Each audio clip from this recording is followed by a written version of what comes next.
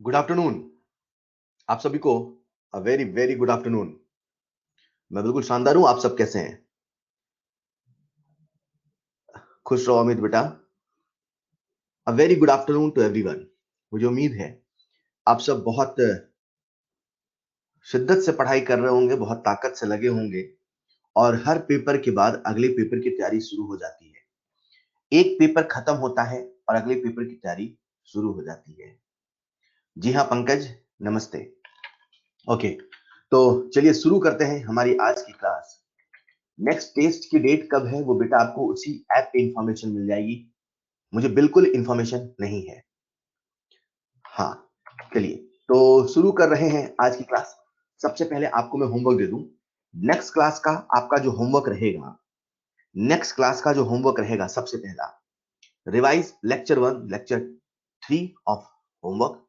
जब भी आपको होमवर्क दिया जाए मैं हमेशा कहता हूं maintain sequence.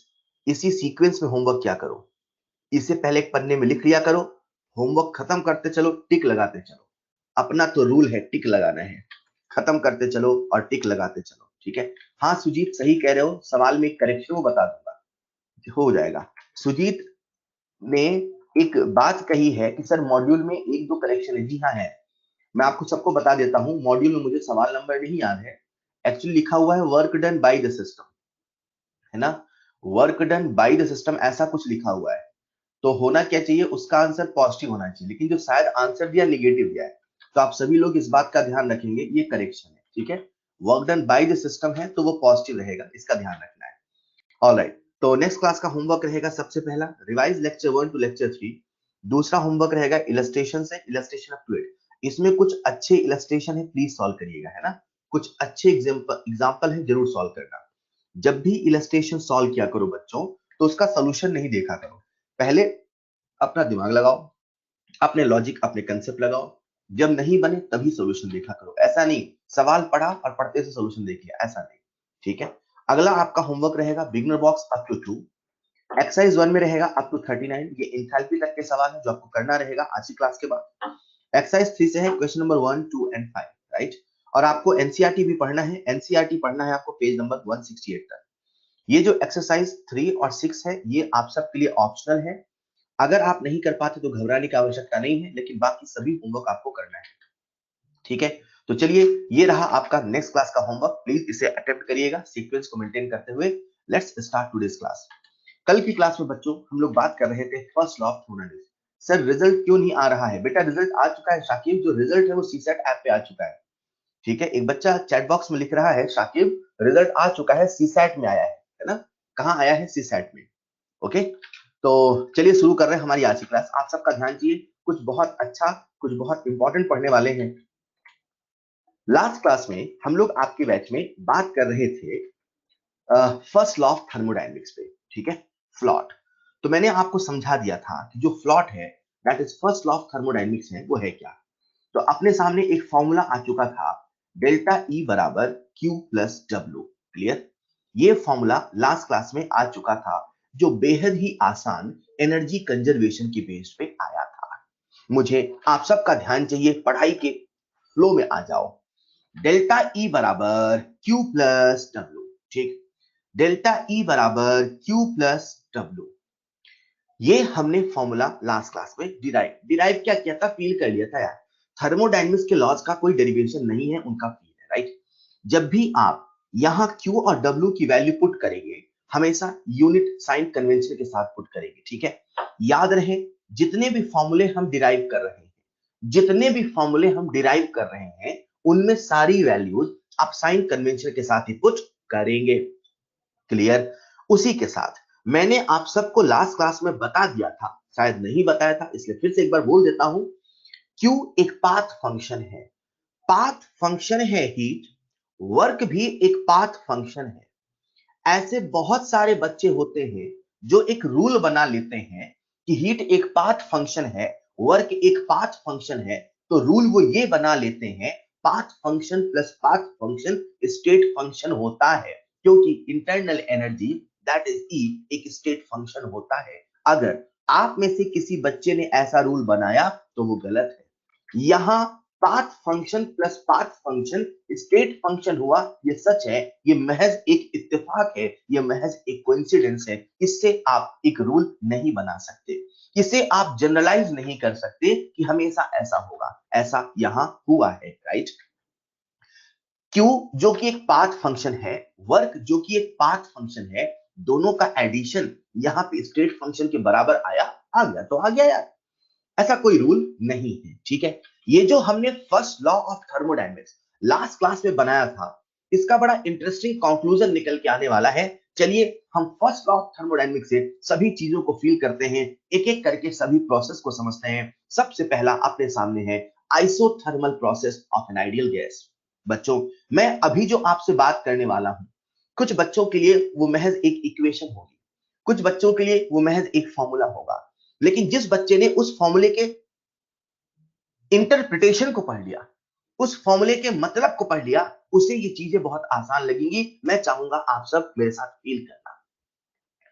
During isothermal process of an ideal gas, right. Ideal gas है और आइसोथर्मल है। आइसोथर्मल मैंने जैसे ही कहा तो आप समझ गए, जो टेम्परेचर है वो कांस्टेंट है, शुरुआत में नहीं, अंत में नहीं, थ्रू आउट द प्रोसेस। जब टेम्परेचर कांस्टेंट है यानी कि डेल्टा टी की वैल्यू 0 है। आप सभी को मैंने बताया था कि जो आइडियल गैस होती है उसकी जो इंटरनल एनर्जी होती है वो केवल केवल केवल टेम्परेचर की फंक्शन होती है। अगर टेम्परेचर नहीं बदला, अगर टेम्परेचर नहीं बदला तो उसकी इंटरनल एनर्जी में कोई चेंज नहीं आएगा। तो टेम्परेचर नहीं बदला तो उसकी इंटरनल एनर्जी में कोई चेंज नहीं आएगा, क्योंकि प्रोसेस आइसोथर्मल है, मतलब इंटरनल एनर्जी में कोई चेंज नहीं है, यानी कि डेल्टा ई की वैल्यू 0 है। ऐसा सभी सिस्टम के लिए नहीं, आइडियल गैस के लिए होता है। मैंने नहीं कहा कि टेम्परेचर कांस्टेंट होने से दुनिया की सारी चीजों का इंटरनल एनर्जी नहीं बदलेगा, मैंने ऐसा नहीं कहा। मैं ये कह रहा हूं, अगर आइडियल गैस है तो उसके लिए जो इंटरनल एनर्जी है उसमें कोई चेंज नहीं होगा। बस खेल खत्म। हम चलते हैं फर्स्ट लॉ ऑफ थर्मोडायनेमिक्स के पास। फ्लॉट हमारा कहता है डेल्टा ई बराबर क्यू प्लस डब्ल्यू। बताओ इनमें से कौन सा टर्म 0 है? सर इसमें से डेल्टा ई हो गया 0। जैसे ही डेल्टा ई हो गया 0, मतलब हम कह सकते हैं क्यू बराबर माइनस डब्ल्यू या माइनस क्यू बराबर डब्ल्यू। कुछ बच्चों के लिए महज ये एक फॉर्मूला है, लेकिन ये कुछ चीख चीख के कहना चाहता है। इसकी चीख को सुनो, ये क्या कहना चाहता है। ये कहना चाहता है, मान लीजिए हमारे सामने एक पिस्टन है, मान लीजिए हमारे सामने फ्रिक्शनलेस मूवेबल मासलेस एक पिस्टन है, मान लीजिए उसके अंदर एक आइडियल गैस भरी है, मान लीजिए आपने इस सिस्टम को हीट दिया। हमारी इस पूरी थर्मोडायनेमिक्स में एनर्जी देने लेने के गैसीय सिस्टम में दो ही रास्ते हैं, या तो हीट है या तो वर्क है। हमने मान लीजिए इस सिस्टम को हीट के रूप में एनर्जी दिया। ये जो सिस्टम जिसमें आइडियल गैस भरा है, जैसे ही आपने एनर्जी दिया वो एनर्जी अंदर पहुंचेगा। वो एनर्जी अंदर पहुंचने से अंदर का टेम्परेचर बढ़ेगा। क्यों? क्योंकि आइडियल गैस की जो इंटरनल एनर्जी है वो केवल टेम्परेचर का फंक्शन है भैया। अगर अंदर की एनर्जी बढ़ेगी तो टेम्परेचर बढ़ेगा। अगर अंदर टेम्परेचर बढ़ा है मतलब एनर्जी बढ़ी है। जैसे हमने एनर्जी दी, अंदर एनर्जी पहुंची है, अंदर टेम्परेचर बढ़ना चाहेगा, पर हमें तो प्रोसेस आइसोथर्मली कराना है। मतलब हमें प्रोसेस ऐसे कराना है कि अंदर का टेम्परेचर नहीं बढ़े।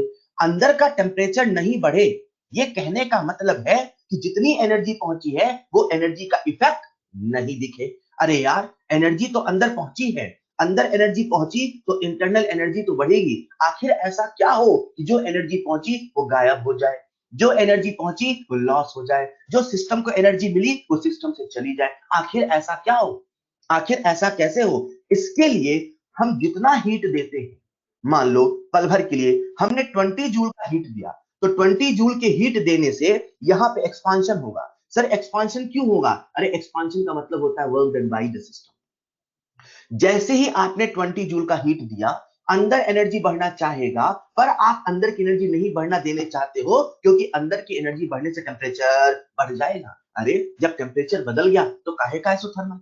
तो हमने जो एनर्जी दी उतने ही एनर्जी के बराबर होगा एक्सपांशन। ये जो एक्सपांशन होता है ये होता है work done by the system. Work done by the system होगा निगेटिव, मतलब हमने जो एनर्जी दी उतनी ही एनर्जी के बराबर वर्क डन हो जाएगा। ऐसा तभी होगा जब आइडियल गैस का सिस्टम होगा और आइसोथर्मल करना होगा। सर मान लीजिए हमें टेम्परेचर कांस्टेंट नहीं रखना होता था।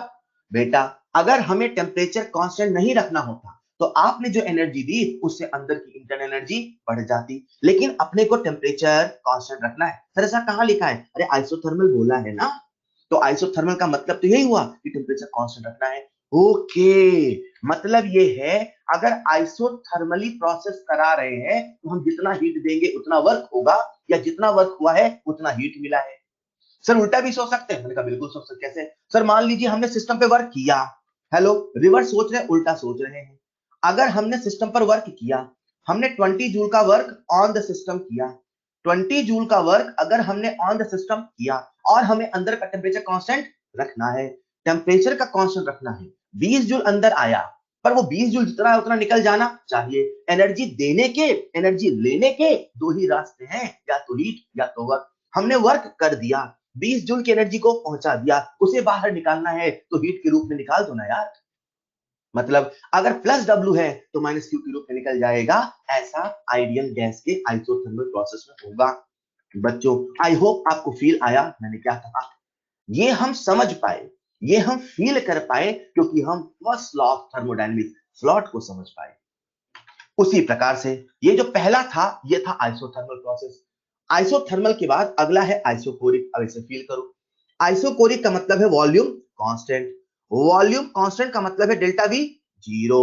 अगर कोई प्रोसेस ऐसा है जिसमें डेल्टा वी जीरो है, मतलब वॉल्यूम का चेंज नहीं हुआ, मतलब एक्सपांशन या कंप्रेशन नहीं हुआ।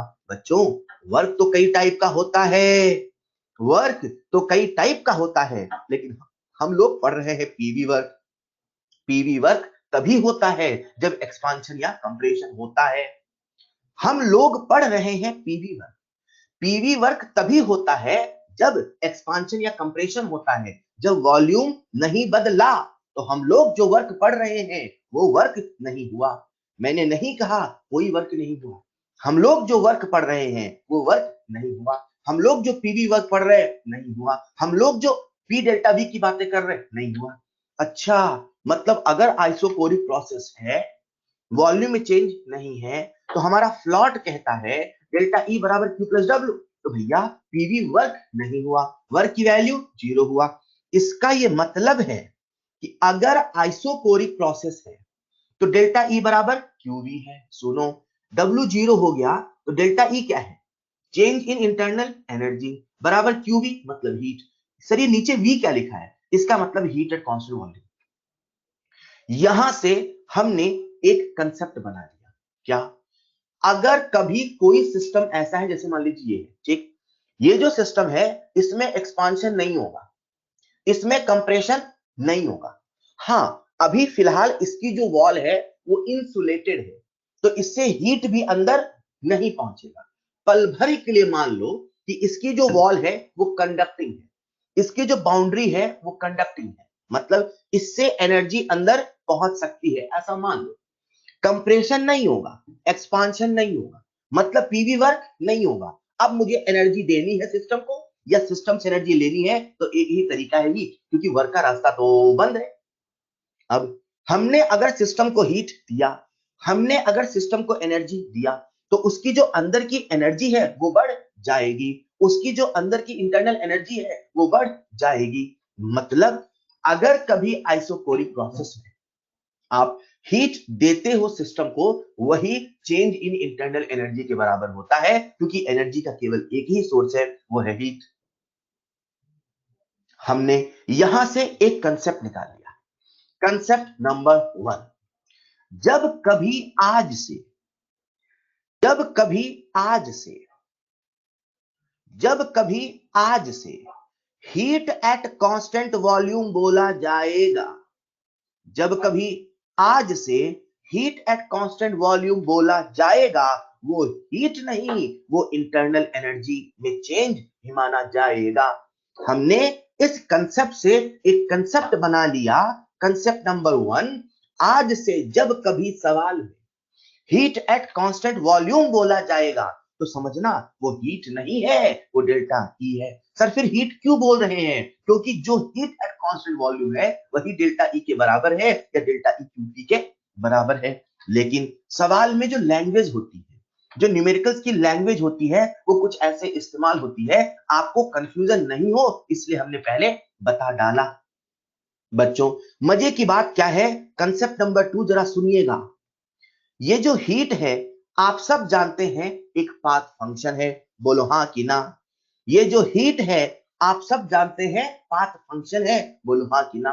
ये जो इंटरनल एनर्जी है जो कैपिटल ई है आप सब जानते हैं वो स्टेट फंक्शन है, बोलो हाँ कि ना। ये बड़ा दिलचस्प कोइंसिडेंस होता है कि पहली बार ये जो पाथ फंक्शन हीट है, ये बड़ा दिलचस्प कोइंसिडेंस होता है कि पहली बार ये जो हीट है जो कि पाथ फंक्शन है वो स्टेट फंक्शन के जैसा बिहेव करता है। कंसेप्ट नंबर 2 जो इस इक्वेशन से हमने ड्रॉ किया वो ये, in isochoric process heat behave like state function. Heat path function था, है, रहेगा, लेकिन इस सिचुएशन में, इस तरीके के प्रोसेस में पहली बार ऐसा हुआ कि जो हीट है वो स्टेट फंक्शन की तरह बिहेव किया। तो एग्जाम में सवाल पूछता है वो कौन सा प्रोसेस है जब हीट जो कि पाथ फंक्शन है स्टेट फंक्शन की तरह बिहेव करता है। आंख बंद करके कह देना आइसोकोरिक प्रोसेस। इसीलिए जब जब heat as a state function बोला जाएगा तो समझ जाना आइसोकोरिक प्रोसेस की बात है। बच्चों कभी कभी सवाल में जिनको नहीं पता होता कि हीट स्टेट फंक्शन है कि बिहेव लाइक स्टेट फंक्शन है, तो कभी कभी सवाल में ऐसे लिख देता है in which of the following process heat is state function. समझ जाना सवाल बनाने वाले ने गलती की है। हीट स्टेट फंक्शन नहीं है, heat behave like state function है। लेकिन वही है कि अब सवाल सामने आ गया तो टिक तो लगाना है, थोड़ा बहुत कॉम्प्रोमाइज करके टिक लगा देना। हेलो, ऐसा पहली दफा हुआ हीट जो कि पाथ पे डिपेंड करता है, कैसे हुआ ये डिपेंड करता है, आज वो पहली बार स्टेट फंक्शन की तरह बिहेव करने लगा है। इसी बात को अपन ऐसे भी सोच सकते हैं, हीट दिया तो इंटरनल एनर्जी में चेंज हुआ, अगर हीट उससे रिलीज हुआ होता तो इंटरनल एनर्जी घट गया होता। दोनों तरीके से सोचो ना यार, अगर हीट दिया तो डेल्टा ई बढ़ा, अगर हीट रिलीज हुआ तो डेल्टा ई घटा। मैंने एक तरीके से समझाया, दूसरे तरीके में आप अपने आप सोच सकते हैं। बच्चों हमने आइसोथर्मल की बात कर ली, हमने आइसोकोरिक की बात कर ली, उसे थोड़ा थोड़ा फील कर लिया, आइसोथर्मल हो गया, आइसोकोरिक हो गया। चलो चलते हैं एडियाबैटिक में। आप सभी जानते हैं जो एडियाबैटिक प्रोसेस होता है उसमें हीट का एक्सचेंज नहीं होता है। मैंने आपको समझाया था हीट का एक्सचेंज नहीं होने का मतलब क्या होता है, बोलो क्यू जीरो कि delta Q zero. Sir Q zero होता है, डेल्टा क्यू नहीं होता, क्योंकि क्यू ना तो सिस्टम का ना तो सराउंडिंग का, वो तो प्रोसेस का होता है। प्रोसेस में है तो है, नहीं है तो जीरो है। एडियाबैटिक प्रोसेस में जब मैं यहां समझा रहा हूं ना तो कुछ बच्चे वहां टाइप कर रहे हैं, बेटा टाइप मत करो, अभी कॉपी में लिखते चलो। सुजीत आपको जवाब मिल गया, हिमांशु बीच में कुछ बच्चों ने लिखा था, ठीक है। जो भी 2-3 बच्चे लिख रहे हैं, लिखने से ज्यादा सुनने में ध्यान दो, जब मैं पूछूं तो जवाब देने में ध्यान दो, मेरे साथ सिंक्रोनाइज हो जाओ। अभी सवाल को कॉपी में लिखो, जब मैं मेरी बात खत्म कर दूं ना तो आधे तो सवाल आपके क्लियर होंगे पहली बात, फिर भी जो सवाल बच जाए फिर मुझसे पूछना शुरू करो। क्लियर? मैं लास्ट में आपको बोलूंगा हाँ आप पूछो, अभी देखना 10 मिनट के बाद। अभी मत लिखो, पहले सुनो तो सही। कई बार पहली चीज को 10 मिनट के बाद समझाया जाता है। अब आपके दिमाग में सवाल आया, आप लिखने में लगे हो, इतने में हम आगे निकल गए। फील करो चीजों को मेरे साथ, राइट? चलिए, तो मैंने कहा अगर एडियाबैटिक प्रोसेस है, आइसोथर्मल हो गया, मेरे से बात क्या करो, सोचो सर केवल मुझको पढ़ा रहे हैं, जब मैं बोलूं बोलो तो बोला करो, मेरे से बात करो, ऐसा खो जाओ तो मजा आएगा, देखना। हमने बात करी आइसोथर्मल की, बोलो करी, बोलो हाँ करी। हमने बात करी आइसोकोरिक की, बोलो करी, हाँ करी। अभी हम बात करें एडियाबैटिक की। एडियाबैटिक प्रोसेस में हीट जीरो होता है, एडियाबैटिक प्रोसेस में हीट जीरो होता है, हीट एक्सचेंज जीरो होता है। आई होप आप समझ पाते हैं हीट एक्सचेंज का मतलब क्या होता है। ये जो आपके सामने सिस्टम है, लिसन केयरफुली, इसकी जो वॉल है ये इंसुलेटेड है। इंसुलेटेड है कहने का मतलब है बाहर की हीट अंदर नहीं, अंदर की हीट बाहर नहीं। मतलब अगर मुझे इस सिस्टम को एनर्जी देना है तो एक ही रास्ता बचता है, या तो कंप्रेशन करके एनर्जी देना है, तो अगर एनर्जी लेना है तो एक्सपांशन करके। भैया एनर्जी देने लेने का दो ही रास्ता है ना यार, या तो हीट है या तो वर्क है। अब एडियाबैटिक बोला गया मतलब हीट का रास्ता बंद कर दिया। जब हीट का रास्ता बंद कर दिया तो एनर्जी का एक ही रास्ता बचता है, बोलो क्या? वर्क। आई होप वर्क का मतलब आप समझते हैं। एनर्जी देना है सर कंप्रेस करो, एनर्जी लेना है सर एक्सपांड करो। अगर एडियाबैटिक प्रोसेस है तो Q बराबर जीरो है, मतलब डेल्टा E बराबर W है। इसको फील करो। अच्छा, अगर हम इस सिस्टम को एनर्जी देंगे, हीट से तो नहीं दे सकते, तो कंप्रेस करके देंगे। अगर हम इस सिस्टम को एनर्जी देंगे तो कंप्रेशन करेंगे, कंप्रेशन करेंगे तो एनर्जी अंदर पहुंचेगी, एनर्जी अंदर पहुंचेगी तो इंटरनल एनर्जी बढ़ जाएगी। अगर आइडियल गैस है और इंटरनल एनर्जी बढ़ गई है बच्चों, तो आप जानते हैं इंटरनल एनर्जी बढ़ गई मतलब टेम्परेचर बढ़ गया। सर क्यों? आइडियल गैस की इंटरनल एनर्जी केवल टेम्परेचर का फंक्शन होती है लल्ला। अगर इंटरनल एनर्जी बढ़ी, सर आपको कैसे पता चला बढ़ी? बेटा W पॉजिटिव है तो डेल्टा E भी तो पॉजिटिव है। पॉजिटिव का मतलब बड़ा माइनस छोटा हुआ तभी ना। अच्छा अच्छा, मतलब अगर हमने सिस्टम पर वर्क किया, हमने सिस्टम को एनर्जी दिया, सिस्टम के अंदर एनर्जी गया, उसका इंटरनल एनर्जी बढ़ गया। अगर आइडियल गैस है तो टेम्परेचर बढ़ गया, गरम गरम लगेगा, गरम गरम लगेगा। वहीं पे अगर सिस्टम से वर्क हुआ होता, सर सिस्टम से वर्क हुआ है, सिस्टम के द्वारा वर्क हुआ है मतलब एक्सपांशन हुआ है, मतलब एनर्जी का लॉस हुआ है, मतलब इसकी एनर्जी घटी है, उसने अपनी एनर्जी लगा के ही तो एक्सपांशन किया। क्यों? दूसरा रास्ता नहीं एनर्जी का, नहीं है, हीट का रास्ता हमने बंद कर रखा है, तभी तो एडियाबैटिक है। तो जैसे एक्सपांशन हुआ मतलब सिस्टम ने वर्क किया, मतलब उसकी एनर्जी घटी, मतलब अभी सिस्टम का टेम्परेचर घटेगा, अभी सिस्टम का टेम्परेचर घटेगा, ठंडा ठंडा लगेगा। कैसा लगेगा? ठंडा ठंडा लगेगा।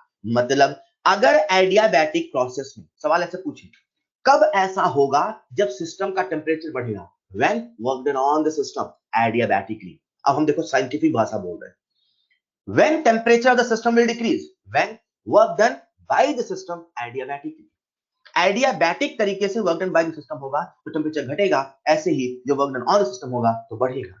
बच्चों हमने यहां से एक कंसेप्ट निकाल लिया। कंसेप्ट ये था, ये जो वर्क है, ये जो वर्क है, वैसे तो ये पाथ फंक्शन होता है। मैंने तो आपको दो ही पाथ फंक्शन बताए, बोलो क्या? हीट और वर्क। मैंने तो आपको दो ही पाथ फंक्शन बताए, बोलो क्या? हीट और वर्क। मैंने तो आपको दो ही पाथ फंक्शन बताए, बोलो क्या? हीट और वर्क। बच्चों आज ऐसा पहली बार हुआ, वर्क जो कि पाथ फंक्शन है, work which is path function, work जो कि पाथ फंक्शन है, आज पहली बार behave like state function, behave like state function independent of path हो जाता है।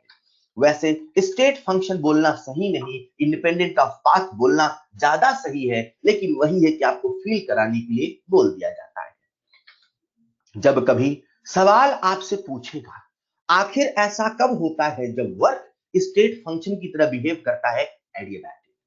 क्लियर? ये जो इक्वेशन आपके सामने लिखी है, ये इक्वेशन नहीं, इनकी भाषा को समझो, इनकी लैंग्वेज को समझो। हमने आइसोथर्मल को समझा, हमने आइसोकोरिक को समझा, हमने एडियाबैटिक को समझा। एक प्रोसेस बच रहा है, साइक्लिक। अरे सुनो ना, जो साइक्लिक प्रोसेस होता है मैंने आपको बताया था, उसमें इनिशियल एंड फाइनल स्टेट बोलो। जो साइक्लिक प्रोसेस होता है उसमें इनिशियल एंड फाइनल स्टेट बोलो। सर सेम होता है, सर सेम होता है, initial and final state same. Initial and final state same मतलब जहां से चली थी जिंदगी वहीं आ गई। मतलब ऐसी क्वांटिटीज, ऐसी प्रॉपर्टी, ऐसी चीजें सिस्टम की जो स्टेट पे डिपेंड करती हैं, उनमें तो कोई चेंज नहीं हुआ, क्योंकि जहां से किस्सा शुरू था वहीं पे खत्म हुआ। अच्छा, मतलब जो स्टेट फंक्शन होते हैं, जो स्टेट पे डिपेंड करते हैं, जैसे कि इंटरनल एनर्जी, जब जहां से चले थे वहीं पे आ गए तो स्टेट वही रहा, तो उनकी वैल्यू नहीं बदली, मतलब डेल्टा ई जीरो। अरे वाह, साइक्लिक प्रोसेस में तो डेल्टा ई जीरो, क्यू बराबर माइनस डब्ल्यू। ऐसा नहीं लग रहा, जस्ट लाइक आइसोथर्मल, ऐसा नहीं लग रहा, जस्ट लाइक आइसोथर्मल, मतलब जितना हीट दोगे वर्क हो जाएगा, जितना वर्क करोगे हीट के रूप में निकल जाएगा, क्योंकि अंदर एनर्जी बच नहीं पाएगी, अंदर एनर्जी बच नहीं पाएगी। ये सब हम सोच पा रहे हैं क्योंकि हम इस इक्वेशन को पढ़ पा रहे हैं, बार बार चीजें आ रही हैं। कोई बच्चा कहता है सर आइसोथर्मल समझ में आया, सर आइसोकोरिक एडियाबैटिक समझ में आया, सर आपने हमें जितने प्रोसेस बताए उसमें भी एक प्रोसेस रहा, वो है आइसोबैरिक, वो है आइसोबैरिक। मैंने कहा आइसोबैरिक में क्या होता है सर? आइसोबैरिक में प्रेशर कांस्टेंट होता है, सही बात है, पहले की बाद में सर पूरी प्रोसेस में कांस्टेंट होता है, पूरी प्रोसेस में कांस्टेंट, सर पूरी प्रोसेस में कांस्टेंट होता है। जब प्रेशर कांस्टेंट है सर तो बताओ आप क्या जीरो? आइसोथर्मल में डेल्टा ई जीरो, साइक्लिक में डेल्टा ई जीरो, आइसोकोरिक में डब्ल्यू जीरो, एडियाबैटिक में क्यू जीरो, इसमें क्या जीरो? मैंने कहा देखते हैं, चलो फ्लॉट के पास चलते हैं। डेल्टा ई बराबर क्यू प्लस डब्ल्यू होता है, अरे हाँ होता है। डब्ल्यू बराबर माइनस पी डेल्टा वी होता है, बोलो बच्चों, डब्ल्यू बराबर माइनस पी डेल्टा वी होता है, हाँ होता है। डब्ल्यू बराबर माइनस पी डेल्टा वी होता है। मैंने आपसे कुछ देर पहले कहा था, फिर कहता हूं, ये जो हमने फॉर्मूला बनाया है इसमें सभी यूनिट साइन कन्वेंशन के साथ रखनी होती है। हमने जो वर्क का फॉर्मूला बनाया है ये साइन कन्वेंशन के साथ वाला ही है, मतलब मैं ऐसा कह सकता हूं, कैसे, जरा सुनिएगा। डेल्टा ई बराबर Q minus P delta we, बोलो। डेल्टा का मतलब होता था, होता है, होता रहेगा। डेल्टा का मतलब होता था, होता है, होता रहेगा। बड़े अंतर को डेल्टा से, ट्रायंगल से बताते हैं और छोटे अंतर को स्मॉल डी से बताते हैं। जब डिफरेंशियल के फॉर्म में लिखना होता है तो स्मॉल डी लिखेंगे, जब बड़े चेंज को बताना होता है इंटीग्रल के फॉर्म में तो डेल्टा लिखते हैं। डेल्टा का मतलब एक होता था, एक होता है, एक होता रहेगा, फाइनल माइनस इनिशियल। फाइनल का मतलब हम अक्सर टू, इनिशियल का मतलब हम अक्सर वन मान के चलते हैं। बच्चों सुनो ना, ये डेल्टा ई है क्या? हाँ। डेल्टा का मतलब चेंज है क्या? हाँ। चेंज का मतलब फाइनल माइनस इनिशियल है क्या? हाँ। E2 माइनस E1 है क्या? हाँ। Q minus P delta V मतलब V2 माइनस V1 है क्या? हाँ। इसको थोड़ा सिंप्लीफाई कर दे क्या? हाँ। अरे बोलो ना, मैं Q को इधर ले आता हूं, मैं Q को इधर ले आता हूं, ले आओ सर। Q बराबर E2 minus E1 plus P V2 minus V1 लिख दो, चल जाएगा सर? चलेगा। अब ऐसा करते हैं, 2 को एक साथ, 1 को एक साथ, क्यों लगे ना, 2 मतलब फाइनल फाइनल एक साथ, 1 मतलब इनिशियल इनिशियल एक साथ। थोड़ा सा अरेंज कर देते हैं, थोड़ा सा सुंदर सुंदर सा लिख लेते हैं। हमारे पास एक्सप्रेशन कुछ ऐसा होगा, Q बराबर E2 माइनस E1, तो E2 प्लस PV2 माइनस, देखो जरा, minus E1 plus PV1, minus E1 plus PV1। Hello, हमने इसे अरेंज किया, अरेंज करके कुछ ऐसा लिख दिया। लिखने में कोई ज्यादा ताकत नहीं लगी, बहुत आसानी से लिख दिया, लेकिन लिखने के बाद जब हमने पढ़ा, जिसे सोचा, तो मजा आ गया। कुछ नया था, कुछ अजीब था। क्या आप इसकी भाषा को पढ़ पा रहे हो? ये आपसे क्या कहना चाह रहा है, पढ़ पा रहे हो बच्चों? आपके लिए इक्वेशन ऐसी है, आपके लिए इक्वेशन ऐसी है जैसे किसी 5 साल के बच्चे के लिए आपकी वो इंग्लिश की बुक है जिससे उसका एक भी अक्षर समझ में नहीं आता। मेरी बात को समझना, आज आपके सामने कोई सेंटेंस लिखा है, आप उसे पढ़ पाते हो। वैसे ही मैथ, जो कि एक भाषा है, ये एक लैंग्वेज है, लैंग्वेज समझो, सब्जेक्ट मानते थे, नहीं लैंग्वेज, ये एक भाषा है, इसकी भाषा को समझो। ये आपसे कुछ कहना चाह रहा है, ये क्या कहना चाह रहा है, मजा आ जाएगा, देखना जरा ध्यान से। ये जो लिखा है क्यू, बोलो हाँ। हाँ, क्यू का मतलब हीट, हाँ। आप सब जानते हैं, प्रेशर में प्रेशर घटेगा तो प्रेशर मिलेगा, मीटर में मीटर घटेगा तो मीटर मिलेगा, किलोमीटर में किलोमीटर घटेगा तो किलोमीटर मिलेगा। किलोमीटर में किलोग्राम को घटाते हो क्या? 1 किलोमीटर माने से 1 किलोग्राम एप्पल कराते हो क्या? ना। प्रेशर में प्रेशर को घटाते हैं, मीटर में मीटर को घटाते हैं, लाइक यूनिट में लाइक यूनिट को घटाते हैं। मजा आ गया जब हमने सोचा भाई ये तो हीट है, ये हीट है, ये पूरा भी हीट है, ये पूरा भी हीट है, ये कौन सी हीट है, ये समझ में नहीं आया था उस समय तक। पर ये तो समझ में आया दोनों को माइनस करने से जो मिला वो हीट है, मतलब कहीं ना कहीं ये जो भी है वो हीट है। आखिर ये हीट कौन सी हीट है? आखिर ये हीट कौन सी हीट है? हाँ, ये तो समझ में आया कि दोनों को माइनस करने से हीट आया। आखिर ये हीट कौन सी है? हमने इस हीट शुरू होता है कैपिटल एच से, बोलो हीट शुरू होता है कैपिटल एच से। हमने इस हीट का नाम रख दिया एच, बोले तो इंथैल्पी, बोले तो इंथैल्पी। इस हीट का हमने नया नाम रखा इंथैल्पी। तो बच्चा फिर कंफ्यूज हो जाता है, सर आपने तो पहले हीट को क्यों बोला था, अभी ये कौन सी नई हीट है कैपिटल एच से? अगर ये भी हीट है इसे क्यों लिखो ना, अगर ये भी हीट है इसे भी क्यों लिखो। उसे आपने हीट को क्यों बोला, ये कौन सी हीट है जिसे आपने एच बोला? बेटा पहले ये तो समझो, ये जो नई एनर्जी है इसका एक नया नाम है जिसका हमने नाम रखा एच। आज से दुनिया एच को कहेगी इंथैल्पी, आज से दुनिया एच को कहेगी इंथैल्पी। आखिर ये इंथैल्पी है क्या sir? Enthalpy is nothing but net heat content of the system. Net heat content of the system, मेरी बात को पूरा सुनना। Net heat content of the system. अच्छा, किसी सिस्टम का नेट हीट कंटेंट क्या है, टोटल हीट कंटेंट क्या है, ये इंथैल्पी है। पर सर फील क्या है इसका, बताता हूं। अभी ये तो समझो, ये हीट है, ये हीट है, ये 2 है तो 2 है, ये 1 है तो 1 है, चलेगा चलेगा। 2 माइनस 1 मतलब फाइनल माइनस इनिशियल डेल्टा लिख दो, चलेगा चलेगा। मतलब क्यू बराबर डेल्टा एच लिख दो, चलेगा चलेगा। हाँ, हमने यहां से कंसेप्ट बना लिया।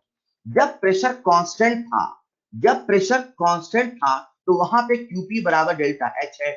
आज से जब जब न्यूमेरिकल प्रॉब्लम में, आज से जब जब न्यूमेरिकल प्रॉब्लम में, आज से जब जब न्यूमेरिकल प्रॉब्लम में हीट एट कांस्टेंट वॉल्यूम बोला जाएगा, हीट एट कांस्टेंट वॉल्यूम बोला जाएगा, मतलब क्यूवी बोला जाएगा, वो डेल्टा ई माना जाएगा। आज से जब जब न्यूमेरिकल प्रॉब्लम में हीट एट कांस्टेंट प्रेशर बोला जाएगा, हीट एट कांस्टेंट प्रेशर बोला जाएगा, मतलब क्यूपी बोला जाएगा, बच्चों वो डेल्टा एच माना जाएगा। सवाल बोलेगा calculate heat at constant volume, बच्चा परेशान, ये कौन सी हीट है भैया, कैसे निकाले? अरे डेल्टा ई पूछ रहा है। सवाल बोलेगा calculate heat at constant pressure, बच्चा परेशान, ये कौन सी हीट है? अरे डेल्टा एच पूछ रहा है।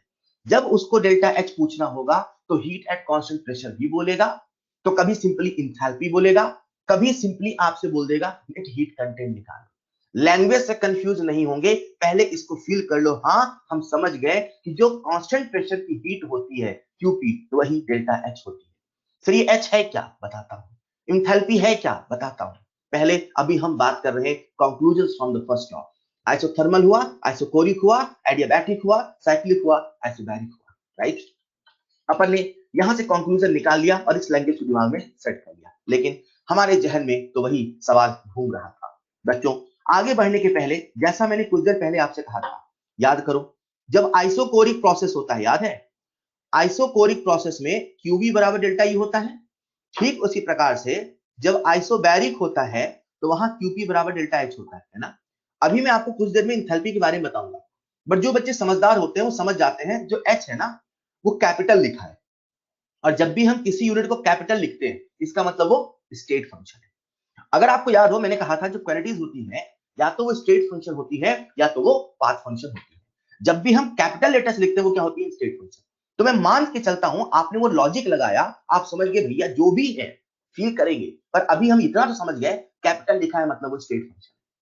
हीट जो कि एक पाथ फंक्शन होता है, हीट जो कि एक पाथ फंक्शन होता है, बड़ा दिलचस्प होता है। ये दो लम्हा, ये दो मोमेंट ऐसा होता है जब हीट पाथ फंक्शन होते हुए भी स्टेट फंक्शन की तरह बिहेव करता है। Behave like state function, path function होते हुए भी स्टेट फंक्शन तरह बिहेव करता है। जो सबसे उचित शब्द है वो है इंडिपेंडेंट ऑफ पाथ होता है, बट आप ऐसा भी बोल सकते हो स्टेट फंक्शन की तरह बिहेव करता है।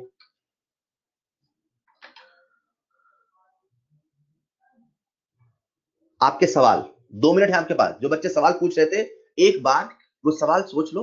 सिद्धार्थ चौधरी, साइक्लिक का पूरा न्यूमेरिकल आपके फिजिक्स में आता है। आप याद करो, अगर थोड़ा बहुत आपको याद हो पुरानी बातें, तो फिजिक्स वालों पूरा पीवी वर्क का न्यूमेरिकल करते हो, हम केमिस्ट्री वाले नहीं बताएंगे उसको, तो वहां आपको पूरा आ जाएगा बेटा। आपको बता दूं, मैं एक बच्चे ने मुझसे डाउट पूछा, सब लोग सुन लो सर, साइक्लिक प्रोसेस के बारे में थोड़ा और। साइक्लिक प्रोसेस हम केमिस्ट्री वाले नहीं बताएंगे, वो आप फिजिक्स में करो। मैं तो बता दिया बस कि ठीक है ऐसा है। ग्राफ भी, हाँ सब फिजिक्स में आएगा बेटा, आप जानते हो यार, केमिस्ट्री में भी है फिजिक्स में भी है, मतलब पढ़ के आया, ऐसा मत बोलो थोड़ा सा। हाँ, we are focusing only on chemistry part. Himanshu मुझसे पूछ रहा है sir what is the difference between real gas and ideal gas. इस चैप्टर के बाद आएगा बीओजी, वहां बात करेंगे। ओके, वहां बात करेंगे। हिमांशु अभी तो मान लो आइडियल गैस, आदर्श गैस, जैसे आदर्श बच्चा होता है ना जो 20 घंटे पढ़ाई करता रोज, वैसी आइडियल गैस है। या कभी मुझसे अलग से कॉल करके पूछना हिमांशु, अलग से कॉल करना, भी बीच में उसके बारे में नहीं बताऊंगा मैं। राघवेंद्र, साइक्लिक प्रोसेस में डेल्टा ई जीरो इसलिए होता है क्योंकि ई एक स्टेट फंक्शन है, और क्योंकि ई स्टेट फंक्शन है तो साइक्लिक का मतलब है इनिशियल और फाइनल स्टेट सेम है।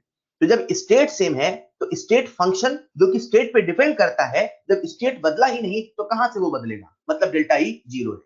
राइट सर, आइडियाबैटिक का टेम्परेचर रिलेट कर दो प्लीज, कैसी बातें कर रहे हो। आइडियल गैस भरी है, प्रथम सुनो ना, आइडियल गैस भरी है, आपने एनर्जी दी, अब एनर्जी एक ही चीज से होती है आइडियल गैस की, टेम्परेचर। तो एनर्जी दोगे तो क्या बढ़ेगा, टेम्परेचर। एनर्जी लोग क्या करें, और कोई उसका एनर्जी का रास्ता ही नहीं है प्रथम, केवल टेम्परेचर।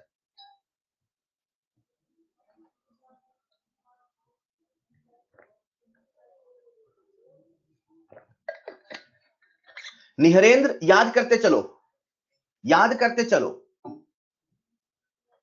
जतिन परफेक्टली नहीं है। हिमांशु मुझसे पूछ रहा है सर इस करेक्ट में आ गया, हीट इज स्टेट फंक्शन, और इनकरेक्ट लिखेंगे ना।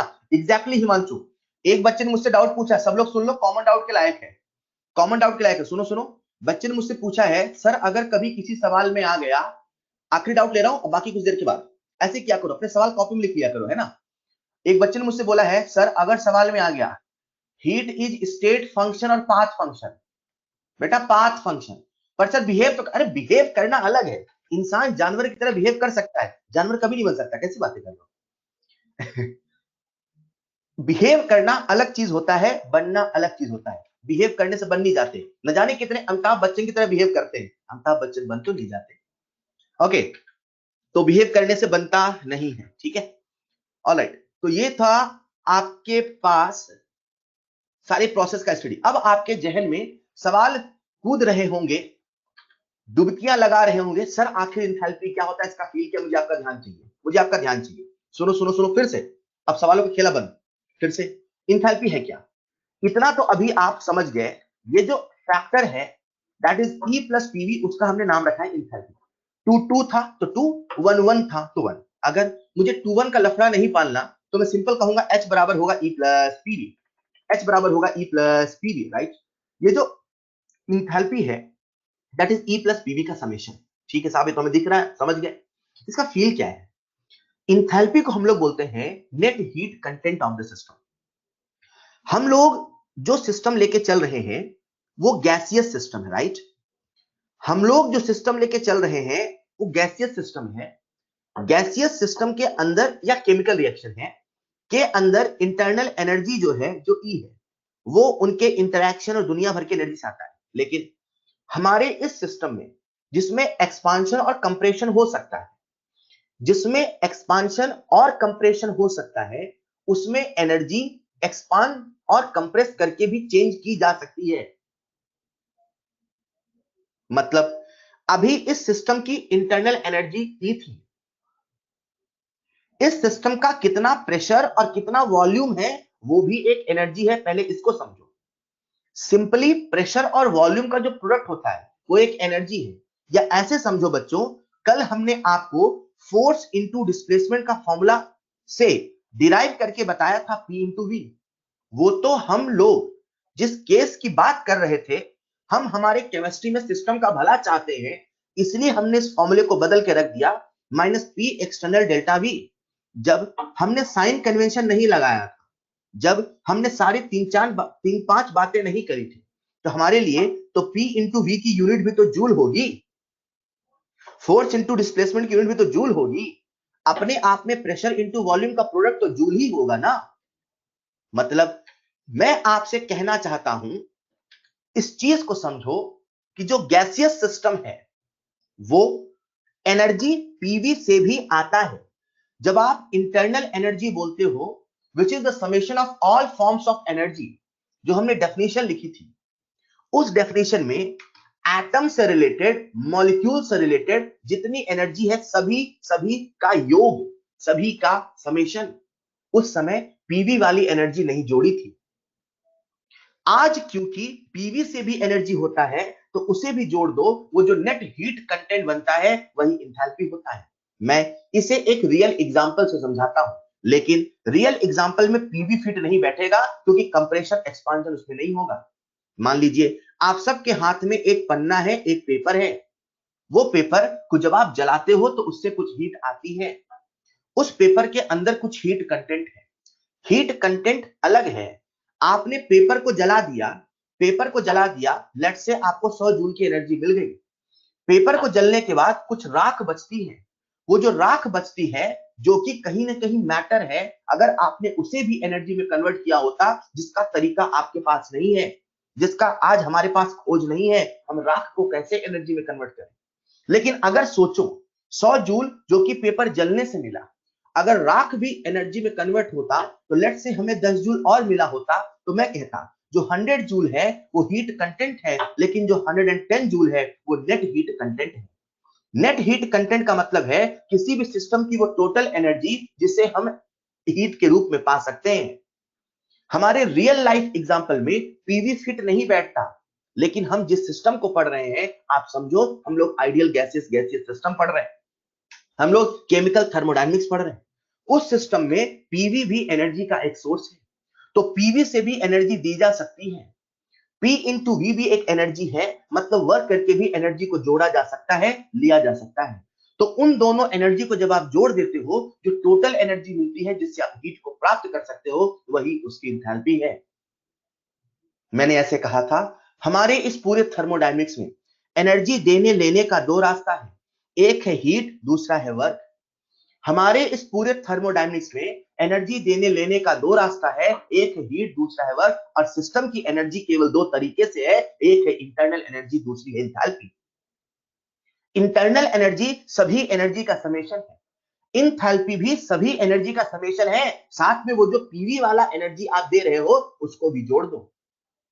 सर इसे हमने इंथैल्पी एच ही क्यों बोला?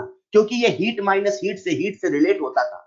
जब लोग इसको बना रहे थे, जो लोग थर्मोडायनेमिक्स को बना रहे थे, उन्होंने कहा यार ये भी हीट है, ये भी हीट है, तभी तो हीट मिला। उसी हीट को रिलेट करने के लिए इसको एच से लिखा, क्योंकि ये जो इंथैल्पी होता है, ये स्टेट फंक्शन होता है, ठीक वैसे जैसे कि इंटरनल एनर्जी होता है, इसलिए इसे कैपिटल एच लिखा।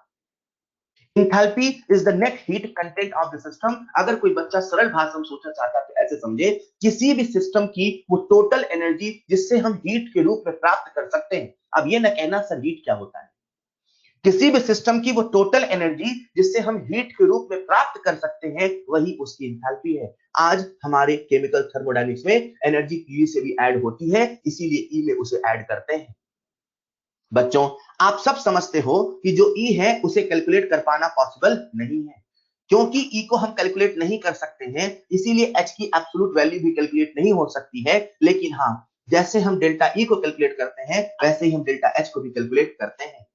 आप सभी जानते हो जो इंटरनल एनर्जी है वो एक एक्सटेंसिव प्रॉपर्टी है। जैसे इंटरनल एनर्जी एक्सटेंसिव प्रॉपर्टी है, वैसे इंथैल्पी भी एक्सटेंसिव है।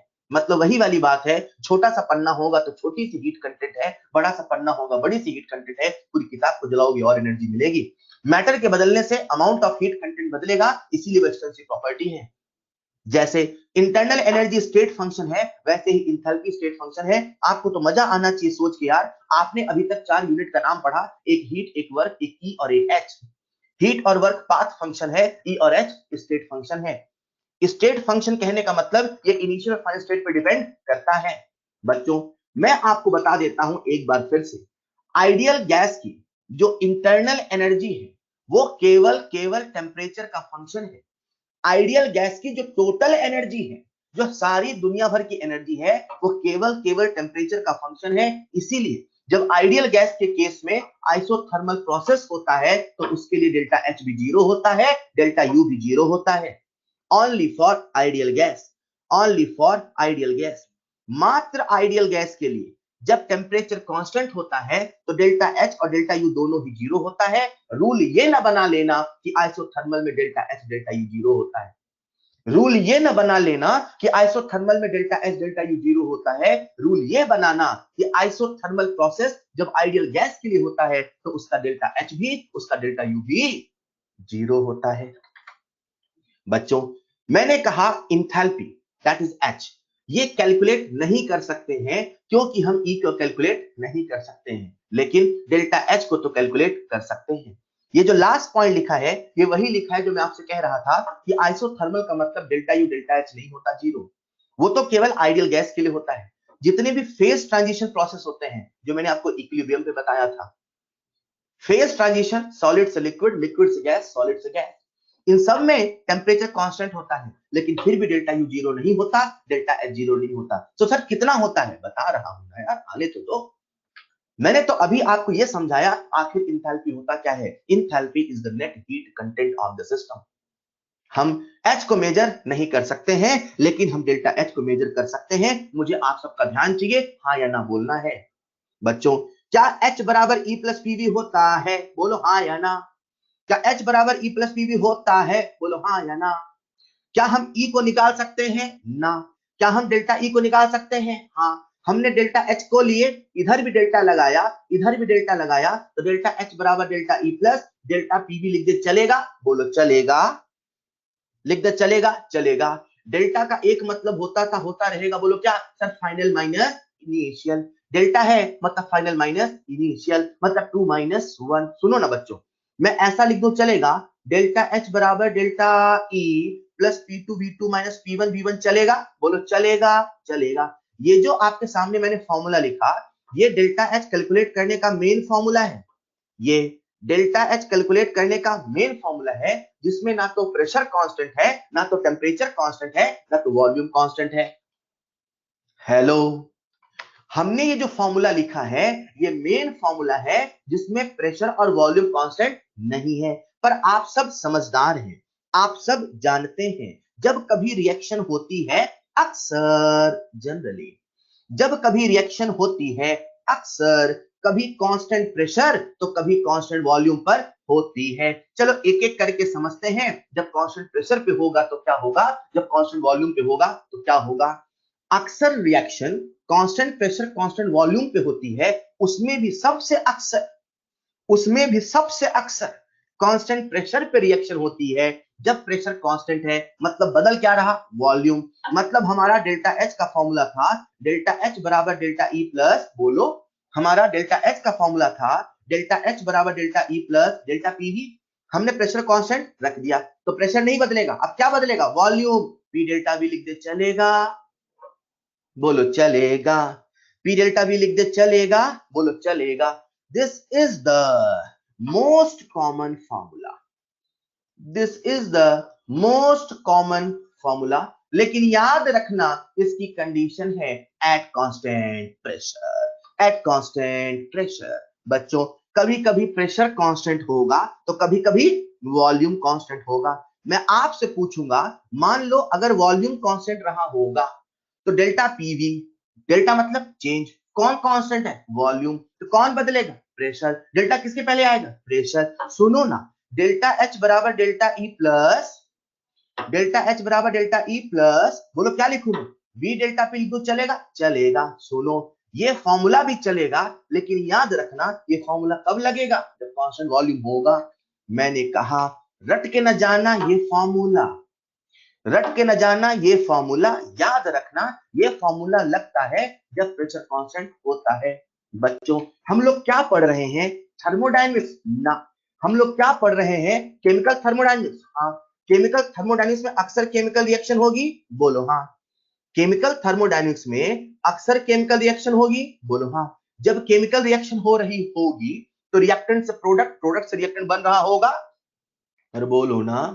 मजे की बात यह है, हम लोग पढ़ रहे हैं केमिकल थर्मोडायनेमिक्स, उसमें भी जो केमिकल रिएक्शन होते हैं उनमें से या तो रिएक्टेंट या तो प्रोडक्ट कोई एक गैसियस होना चाहिए। Any of the species, any of the species must be gaseous. Okay, कोई एक गैस होना चाहिए। सुनो ना, अभी अपने सामने कांस्टेंट प्रेशर वाला, कौन सा? कांस्टेंट प्रेशर वाला एक फॉर्मूला आया था, बोल पाओगे? कांस्टेंट प्रेशर वाला डेल्टा एच का फॉर्मूला आया था, याद है किसी को? बोलो जरा।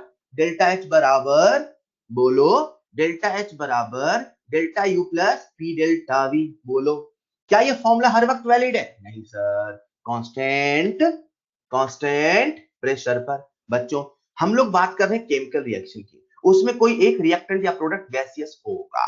गैसियस होगा तो आइडियल गैस इक्वेशन लगाते हैं, पीवी बराबर एनआरटी कहते चलेगा। बोलो चलेगा। पीवी बराबर एनआरटी कहते चलेगा आइडियल गैस के लिए। आपसे पूछ रहा हूं मैं, आइडियल गैस के लिए पीवी बराबर एनआरटी चलेगा? चलेगा। हेलो, एक बच्चा मुझसे पूछ रहा, सर यू और ई एक है क्या? यार शुरू से बोलते आ रहा हूं मैं, क्या करते हो यार लल्ला, भूल जाते हो आप लोग।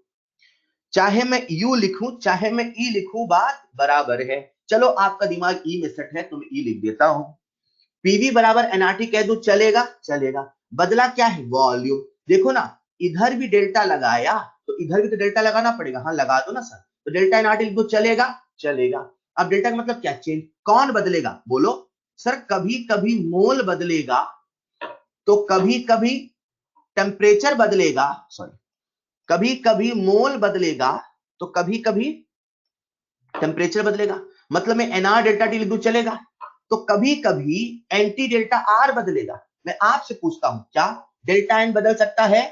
क्या गैसेस के मोल बदल सकते हैं? बदल सकते हैं। क्या टेम्परेचर बदल सकता है? बदल सकता है। क्या कभी ऐसा होगा कि डेल्टा आर बदले? सर आर गैस कांस्टेंट है, यूनिवर्सल कांस्टेंट है सर, वो नहीं बदलेगा। मतलब मैं कह सकता हूं पी डेल्टा वी बराबर या तो डेल्टा एन आर टी होगा।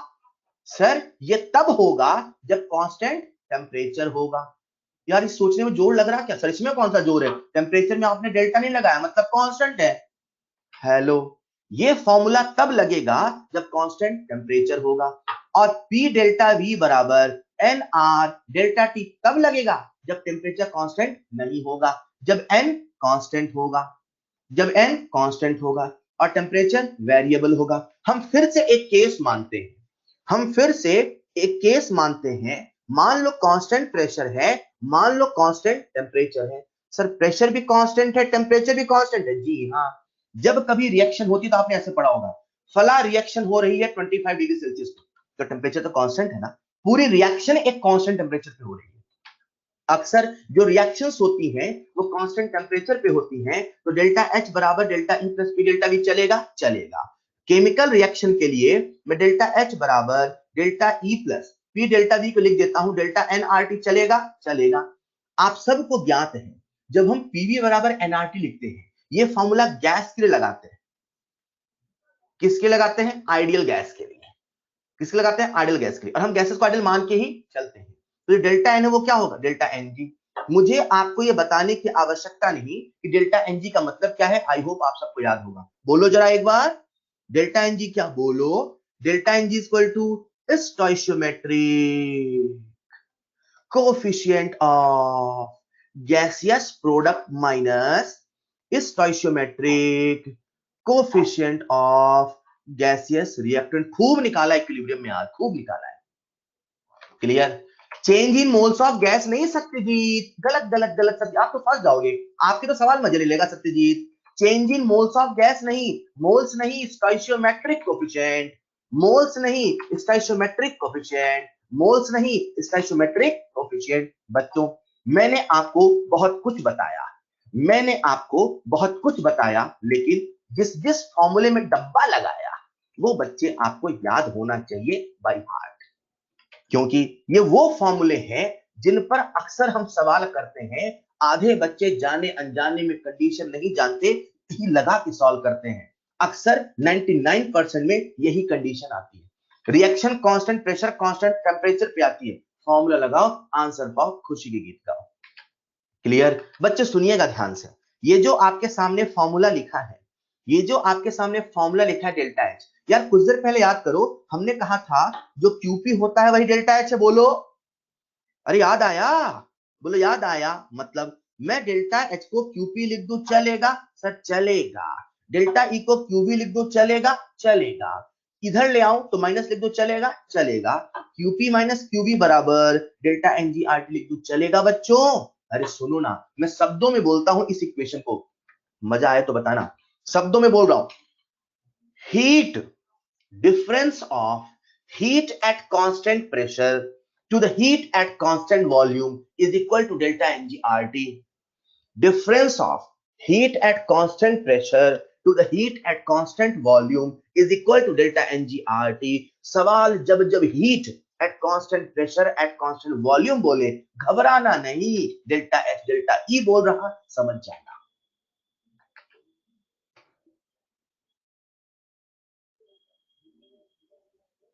बिल्कुल सही है असदुल्ला अनवर।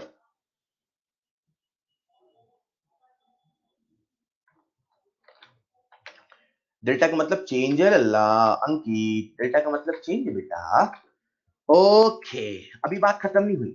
अब लोग ध्यान से देख रहे थे, बोले यार अपने सामने फॉर्मूला है, एक बार बोलो, डेल्टा एच बराबर delta E plus delta N G R T, delta H बराबर delta E plus delta N G R T. Saurabh कह रहा सर ये मैथ थोड़ी है, ये मैथ है। अरे यार कितना आसानी से मैथ बोलते हो आप, फिर आपको पता नहीं मैथ क्या है। डेल्टा एच बराबर delta E plus delta N G R T. सुनो सुनो सुनो, हमने रूल बना लिया क्या, जब जब डेल्टा एनजी जीरो होगा, वही इक्विलिब्रियम वाला हाल, केपी बराबर KC into R T power delta NG R. जब जब डेल्टा एनजी जीरो होगा, तब तब डेल्टा एच बराबर डेल्टा ई होगा।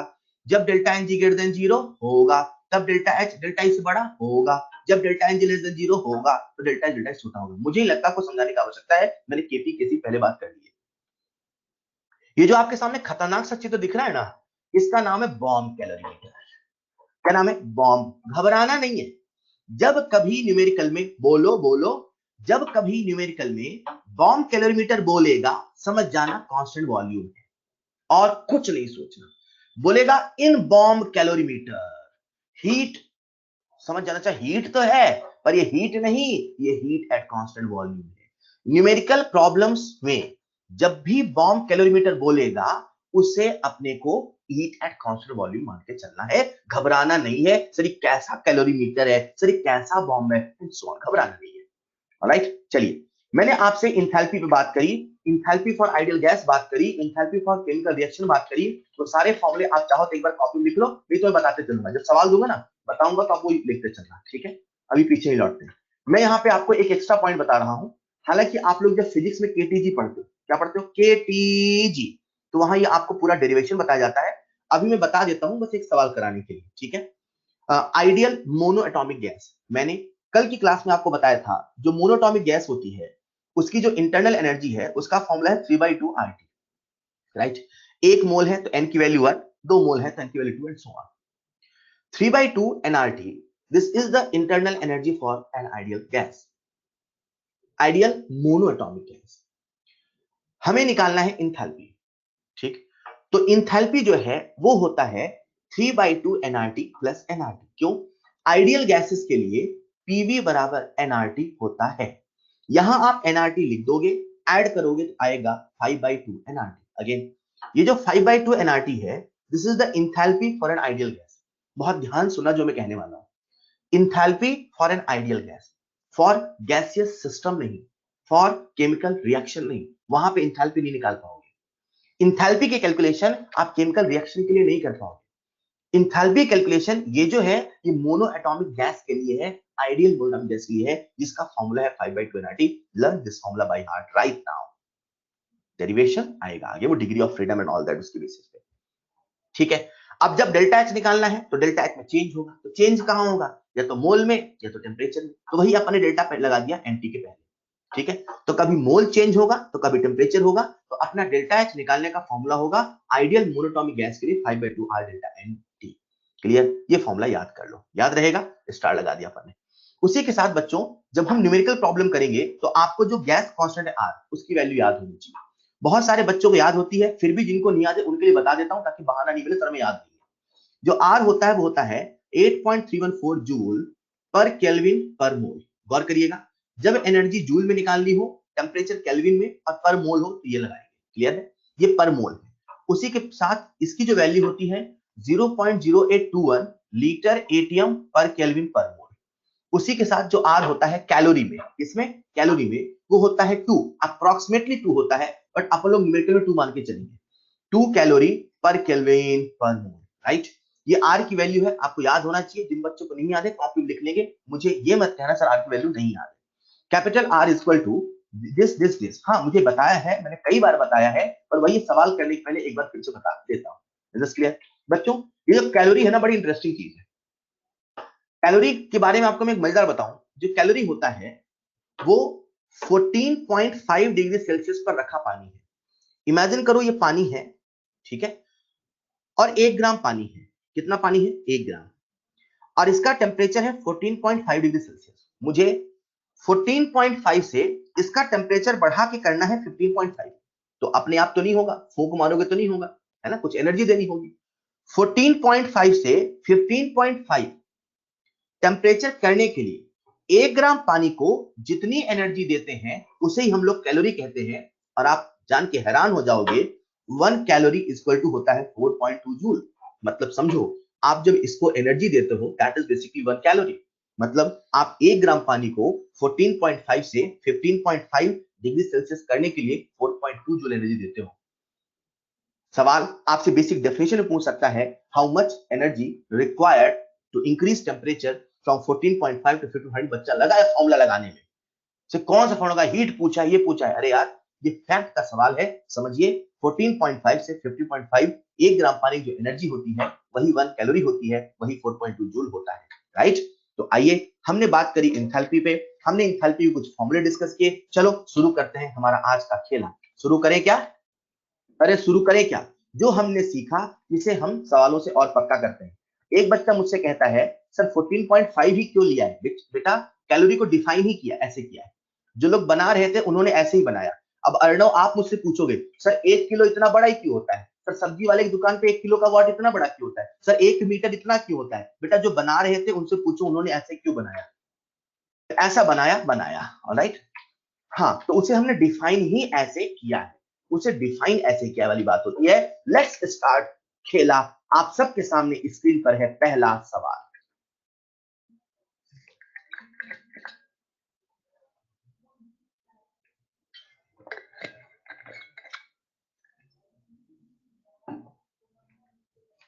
अभिषेक अपने आप से पूछो।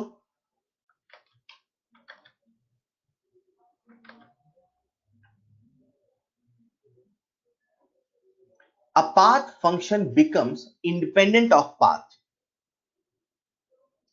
A path function becomes independent of path, या वही a path function behave like state function. वो कौन सा प्रोसेस है जब पाथ फंक्शन स्टेट फंक्शन की तरह बिहेव करता है? एक एक प्रोसेस याद करो फटाफट। इस सवाल के माध्यम से आपको सारा लॉजिक याद हो जाएगा, इसलिए सवाल रखा पहला। सबका आंसर चाहिए यार, मोर देन करेक्ट आंसर है, मोर देन करेक्ट आंसर है। पाथ फंक्शन अपने पास दो ही है, एक हीट है, दूसरा वर्क है। चलो आइसोथर्मल देखो। आइसोथर्मल में क्यू और डब्ल्यू, अरे डेल्टा ई जीरो होता है ना आइसोथर्मल में। आइडियल गैस सिस्टम है मान लीजिए, तो अगर आइडियल गैस सिस्टम है, अगर आइडियल गैस सिस्टम है तो डेल्टा ई जीरो, तो क्यू बराबर माइनस डब्ल्यू, भूल जाओ। आइसोकोरिक वो तो बताया था, आइसोकोरिक में क्यूबी बराबर डेल्टा ई, आइसोबैरिक में क्यूपी बराबर डेल्टा एच, ये तो होता है। एडियाबैटिक में क्यू जीरो था, नहीं था? तो क्यू जीरो था, डब्ल्यू बराबर डेल्टा ई था कि नहीं था? हाँ था। करते जरा फ्लॉट लगाओ यार। साइक्लिक में डेल्टा ई जीरो था, क्यू बराबर माइनस डब्ल्यू था, आइसो में क्यू बराबर माइनस डब्ल्यू था। तो 1 को भूल जाओ, 5 को भूल जाओ, 2 3 and 4। Correct answer is 2 3 and 4। Correct answer is 2 3 and 4। Correct answer is 2 3 and 4। Alright. एक बच्चा लिख रहा है सर साथ में लिख दो फॉर्मूला। बेटा पहले लिखा था। आप सबके सामने स्क्रीन पर है अगला सवाल।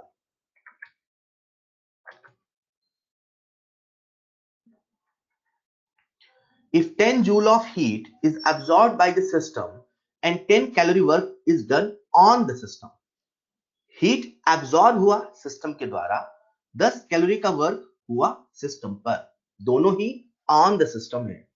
जब ऑन द सिस्टम है मतलब सिस्टम को मिला, सिस्टम को मिला मतलब सिस्टम का फायदा हुआ, सिस्टम का फायदा हुआ तो सोचो क्या हुआ। आपसे सवाल कह रहा है calculate change in internal energy. सवाल हमसे डेल्टा ई पूछा है। आई एम डैम श्योर एक भी बच्चा ऐसा नहीं होगा जिसको मुझे बताना पड़े फॉर्मूला कौन सा लगाना है। बताऊं क्या? हिंट नंबर 1, डेल्टा ई बराबर Q plus W, delta E बराबर Q plus W, delta E बराबर क्यू प्लस डब्ल्यू। आंसर आपके सामने है। आधे बच्चे क्या करते हैं, जब डेल्टा ई लिखते हैं पता क्या करते हैं, ऐसे करते हैं 10 प्लस 10 सर आंसर 20। भैया थोड़ा आंखें खोलो, यूनिट भी सोचा करो, ये जूल है ये कैलोरी है, जूल कैलोरी को जोड़ दोगे जूल कल बन जाएगा क्या? कैसी बातें कर रहे हो? ऐसे जोड़ते हैं? पहले सेम यूनिट में कन्वर्ट करेंगे तब तो आप आंसर बताएंगे। तो कैलोरी को जूल में कन्वर्ट कर लो या जूल को कैलोरी में कन्वर्ट कर लो, आंसर या तो कैलोरी में दे दो या तो जूल में दे दो। फिलहाल जो आंसर लिखा है जूल में, and the correct answer is 52 joule, and the correct answer is 52 joule. I hope आप सबको समझ में आया, कोई बात नहीं, गलती दोबारा नहीं होनी चाहिए। ओके, अगला सवाल आप सबके सामने स्क्रीन पर।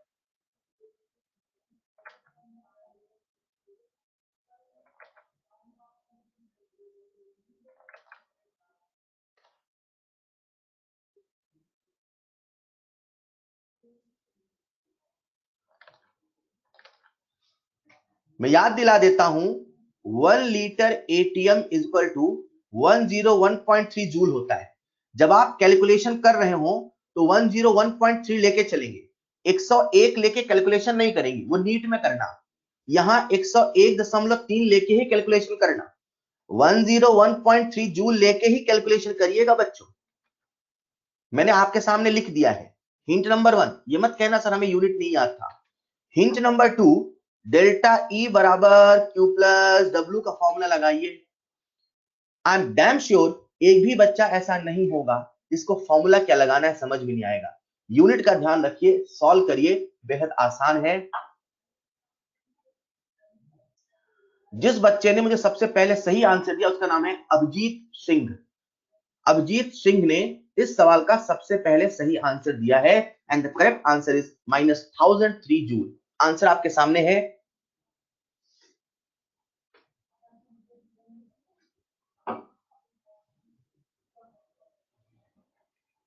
हाँ, अगर कांस्टेंट प्रेशर है तो मोहम्मद असदुल्ला अनवर आपका आंसर है।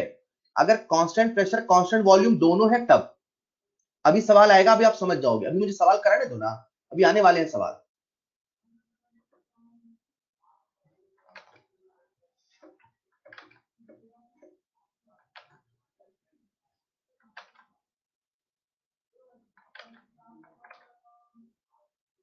क्या किसी बच्चे को गिवन सॉल्यूशन नहीं समझ में आया? Raise your hand. 10 joule absorbed by the system तो प्लस, एक्सपांशन हुआ मतलब work done by the system तो निगेटिव, वैल्यू पुट करो, आंसर निकालो -1003। बहुत बढ़िया, बहुत अच्छे सौरभ बेटा, क्या बात है। आप सबके सामने स्क्रीन पर है अगला सवाल।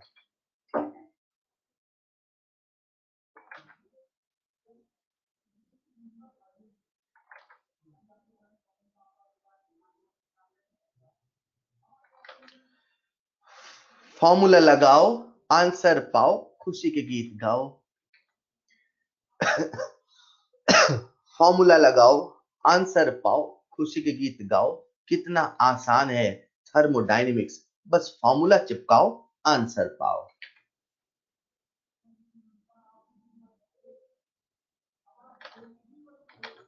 हाँ, कैलकुलेशन करते समय यूनिट कन्वर्जन का विशेष ध्यान रखना। अब ये ना कहना मुझसे कि सर हमें किलो कैलोरी के बारे में नहीं पता। किलो का मतलब होता है 10 की पावर 3, ये किलो का मतलब होता है, किलो का मतलब होता है 10 की पावर 3, ये है किलो कैलोरी। तो किलो कैलोरी मतलब 10 की पावर 3 कैलोरी। तो आपके सामने हीट जो है सप्लाइड टू अ गैस मतलब सिस्टम को दिया, तो सिस्टम को दिया तो जो क्यू दे रखा है वो क्यू है कितना, 4 इंटू 10 की पावर 3 कैलोरी। यार ये बहुत आसान है, सबसे बनना चाहिए। नहीं नहीं, सबसे बनना चाहिए, and the correct answer is,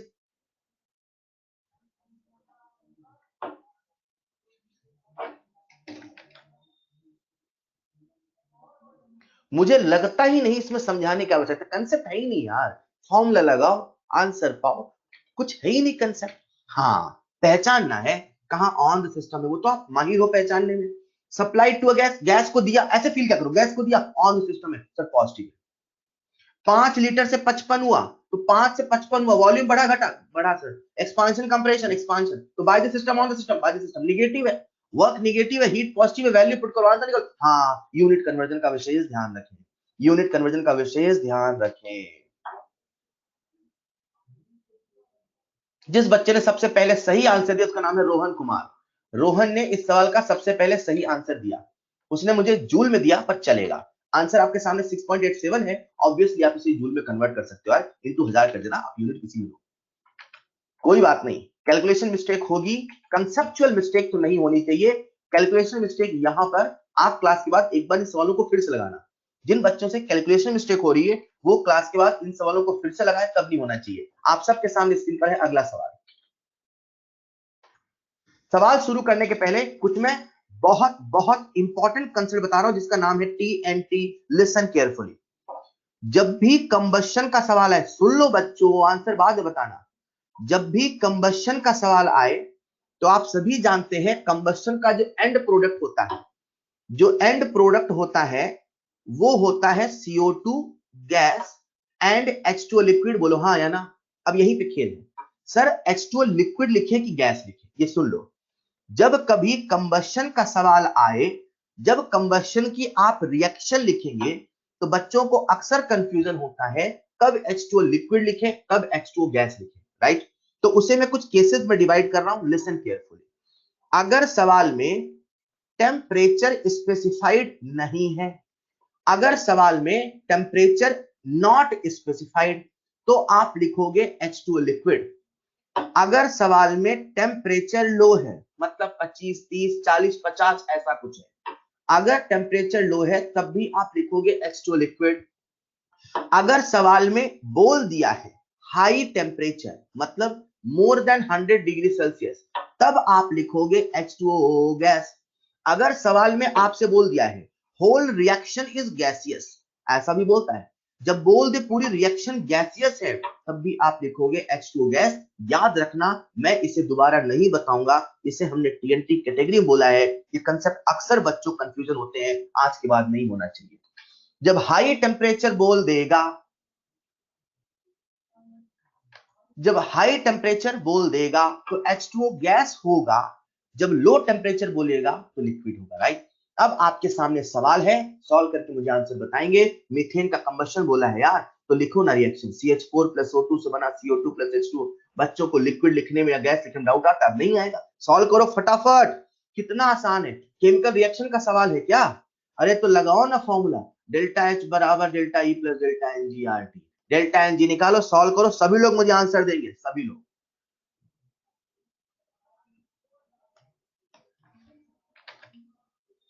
क्या बात है, आंसर आप सबके सामने है। ये है मीथेन की combustion reaction, CH4 plus 2O2 से बना CO2 प्लस 2H2O। यहां से बच्चों डेल्टा एनजी की वैल्यू आती है 0, खेल खत्म। डेल्टा एनजी 0, तो ये पूरा फैक्टर 0, तो डेल्टा एच डेल्टा यू 0। आपसे पूछा था कितना होता है, 0। नितिन इतना क्या कैलकुलेशन कर रहे हो, अंकित क्या कर रहे हो? डेल्टा एनजी निकालो ना, डेल्टा एनजी निकालो ना, डेल्टा एनजी 0, खेल खत्म। आप सबके सामने स्क्रीन पर है अगला सवाल।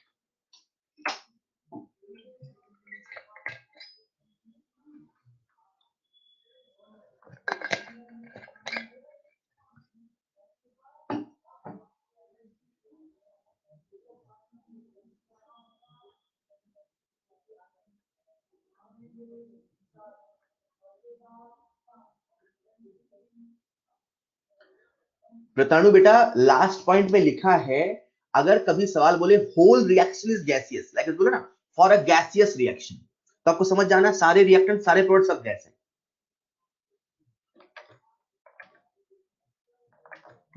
जल्दी से डेल्टा ई की वैल्यू दे रखी है, आपसे डेल्टा एच पूछा है, कुछ करना ही नहीं।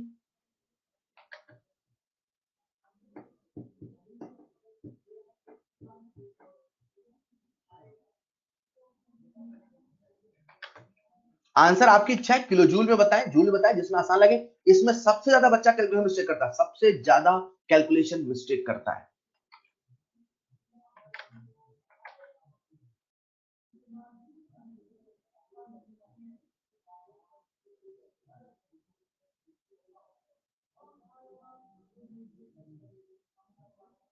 अभिषेक दिस इज नॉट करेक्ट। बेटा सॉल्व करो अभिषेक, ऐसा नहीं चलेगा। कंसेप्ट तो सबको पता होता है, फॉर्मूले में रखना है, लेकिन जब आप सॉल्व नहीं करते ना, यही सवाल मॉड्यूल मिलेगा तो नहीं बनेगा। सॉल्व करिए प्लीज, कैलकुलेशन के पीछे खुद को फंसाइए प्लीज। अभिषेक सॉल्व करो। एक बच्चा कह रहा है सर फॉर्मूले में रख देंगे, ऐसा नहीं, this is not correct. Okay, and the correct answer is -94.9 kilo joule. सवाल आपके सॉल्व करने के लिए है। अपने सामने रिएक्शन दे रखी है, डेल्टा एनजी की वैल्यू -2 है, डेल्टा एच बराबर डेल्टा ई प्लस डेल्टा एनजीआरटी है। वैल्यू को पुट करें। जब आप वैल्यू को पुट करते हैं, बच्चे सुनिएगा ध्यान से, जो डेल्टा ई है उसे आप लोग लिखते हैं -90, लिख देते हो। फिर आते हो डेल्टा एनजी में -2 इंटू आर। जब आप आर की वैल्यू लिखते हैं, मैं यहां लिख रहा हूं, है ना, डेल्टा एनजीआरटी में यहां लिख रहा हूं, तो -2 इंटू 8.314 इंटू टेम्परेचर केल्विन में। तो केल्विन दे रखा है, टेम्परेचर नहीं, 27 डिग्री सेल्सियस बोला है, उसे केल्विन लिखते कितना जाता है, 300। ठीक है, जब आप ये लिखते हो तो याद रखो, यहां पे जो आर लिख रहे हो ये है 8.314 जूल पर केल्विन पर मोल, राइट। ये जूल में है, इसे कन्वर्ट करना होगा किलो जूल में। सर क्यों? क्योंकि आपने जो डेल्टा ई लिखा है वो किलो जूल में है, तो किलो जूल में किलो जूल ही जुड़ेगा, किलो जूल में जूल नहीं जोड़ोगे। उसे किलो जूल में कन्वर्ट करो, तभी जोड़ोगे, तभी घटाओगे, तभी अलजेब्रिक लॉ लगाओगे। तो इसे किलो जूल में कन्वर्ट करने के लिए 1000 से डिवाइड करते हैं, या वही लिखा है 10 की पावर -3। जब आप इसे सॉल्व करते हैं तो आप सबके सामने जो आंसर आता है बच्चों, that is -94.9 kilo joule. -94.9 kilo joule. ये जो टॉपिक है, यहां कंसेप्ट नहीं है। अगर किसी बच्चे ने फॉर्मूले की कंडीशन को याद कर लिया है तो उसे बहुत आसानी से बन जाता है। क्लियर? ऑलराइट, आप सबके सामने स्क्रीन पर है अगला सवाल।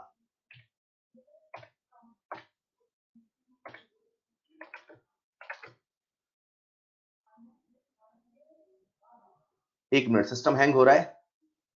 आप सबके सामने स्क्रीन पर है अगला सवाल। अगला जो सवाल है उसमें बोला है प्रोपेन गैस, बॉम्ब कैलोरीमीटर है, हीट ऑफ कंबशन मतलब हीट है, और बॉम्ब कैलोरीमीटर है। तो समझ जाओ ये जो हीट है, ये हीट एट कांस्टेंट वॉल्यूम है। टेम्परेचर 27 डिग्री सेल्सियस दे रखा है, मतलब टेम्परेचर हाई नहीं है। 27 डिग्री सेल्सियस पे कंबशन हो रहा है प्रोपेन का। आपको मुझे ये तो बताने की आवश्यकता नहीं प्रोपेन का फॉर्मूला क्या होता है। आप जब प्रोपेन का कंबशन लिखोगे, दैट इज C3H8, कंबशन लिखोगे O2 के साथ, तो CO2 और H2O तो बनेगा। बस समझना पड़ेगा कि H2O लिक्विड होगा कि गैस होगा। अरे देखो ना, टेम्परेचर लो है, लो टेम्परेचर से क्या लिखोगे, H2O लिक्विड। यहाँ रिएक्शन को लिखो, बैलेंस करो, डेल्टा एनजी निकालो। आपसे heat of combustion at constant pressure पूछा है, सवाल आपसे डेल्टा एच पूछा है। आप सबके पास पूरे 1 मिनट है, सभी लोग मुझे आंसर देंगे। बेटा सवाल सॉल्व करना पड़ेगा, यहाँ पे ऐसे ही सवाल बनते हैं, इन्हें आप सॉल्व करें। आप सबको फॉर्मूला लगाना तो आता है, लेकिन यहाँ गलती फॉर्मूले की नहीं होती, यहाँ गलती कैलकुलेशन की और वैल्यू पुटिंग की होती है। प्लीज सॉल्व करें।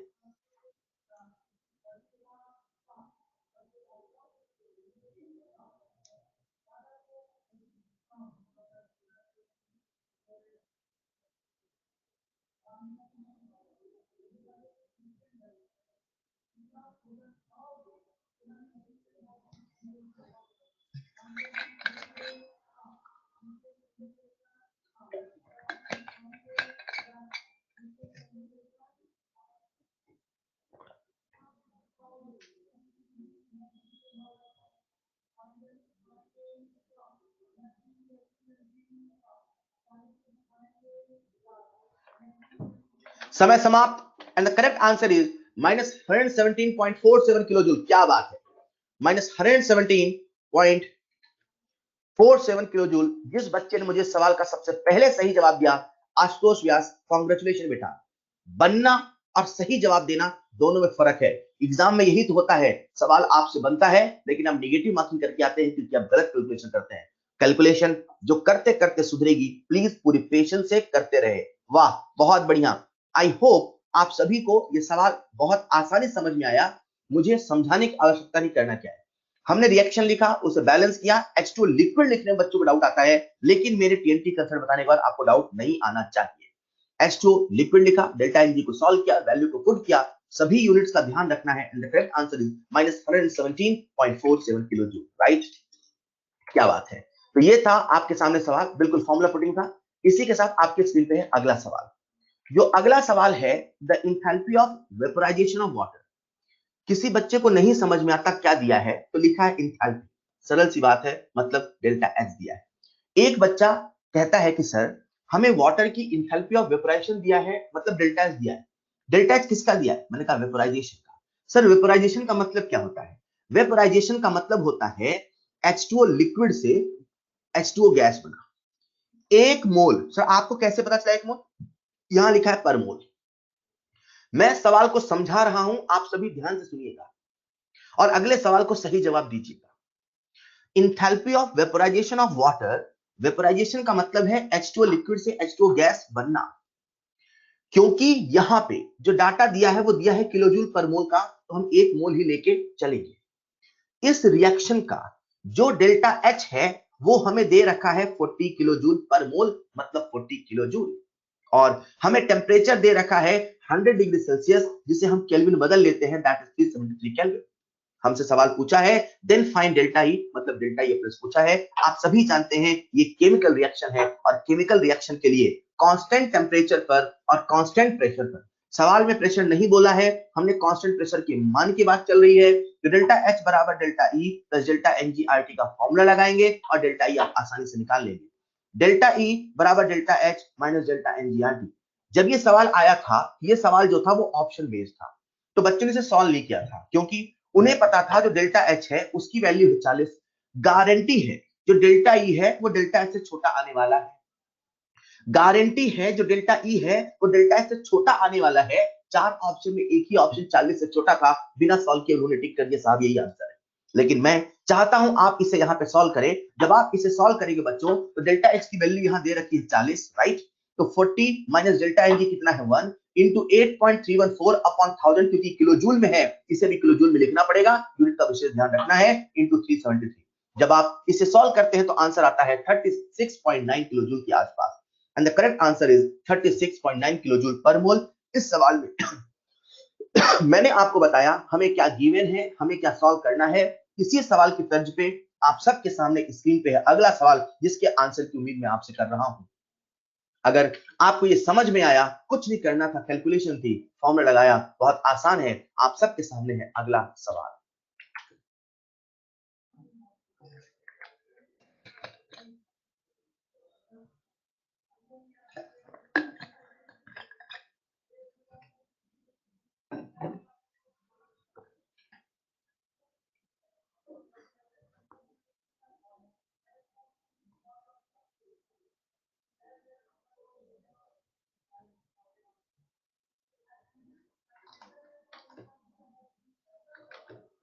इस सवाल के आंसर की उम्मीद मैं आपसे कर रहा हूं, बिल्कुल पहले सवाल के जैसा है, बस इतना मान लो वहां H2O लिक्विड था, यहां कोई A लिक्विड है, A लिक्विड से A गैस बन रहा है।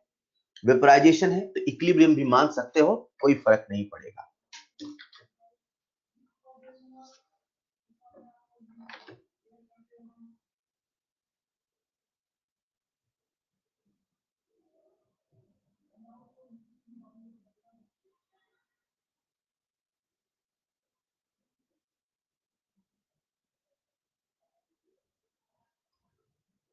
मैं इतना बता देता हूं, ये बहुत आसान सवाल है।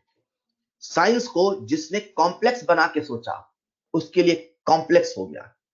बहुत आसान सवाल है, सिंपल ओरल आंसर आता है। जिस बच्चे ने मुझे सबसे पहले सही आंसर दिया उसका नाम है आशुतोष व्यास। आशुतोष व्यास के बाद मनीष कुमार ने भी सही आंसर दिया, साहिलदीप ने भी सही आंसर दिया, कुमार गौरव, बहुत अच्छे बच्चों, क्या बात है, बहुत सारे बच्चों ने सही आंसर दिया, वेल डन। जो बच्चे मुझे पॉइंट में बता रहे हैं वो यार कुछ कैलकुलेशन मिस्टेक कर रहे हैं। कुशल मंगल, आपका आंसर कहां गया? कुशल मंगल, वेयर आर यू? कहां है आपका आंसर?